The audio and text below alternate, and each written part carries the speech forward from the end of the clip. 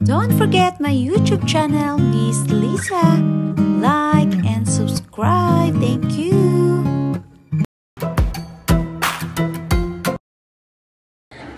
Hi everyone! Welcome to my YouTube channel. Before tayo mag-start sa ating tutorial, please subscribe my YouTube channel. Thank you! Hi guys! Mag-start na po tayo sa ating tutorial kung paano mag-transfer ng pera from PayPal to GCash. So, una-una, open your GCash. So, makikita nyo ang aking GCash is, ang laman is 10 pesos only. Click nyo lang yung cash in sa may kilid. And then, makikita nyo dyan sa ibaba na Global Banks and Partners. Click nyo lang yung may heart icon para maging favorite list nyo siya. Hindi ka na magpunta doon sa global, ito sa my favorites, yung PayPal mo. Then after that, maglo-load na siya. Then i-click nyo lang yung link account. Continue.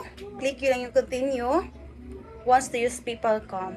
And after that, mag-loading siya ng mga few seconds. Then maglagay ng password and email add sa iyong GCash. Then agree and connect.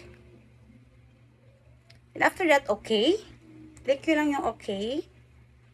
Para mag-link na, complete na yung kuan. So ayan, na-link na yung ating GCash from PayPal. So makikita nyo yung laman ng aking PayPal is 1,620.26.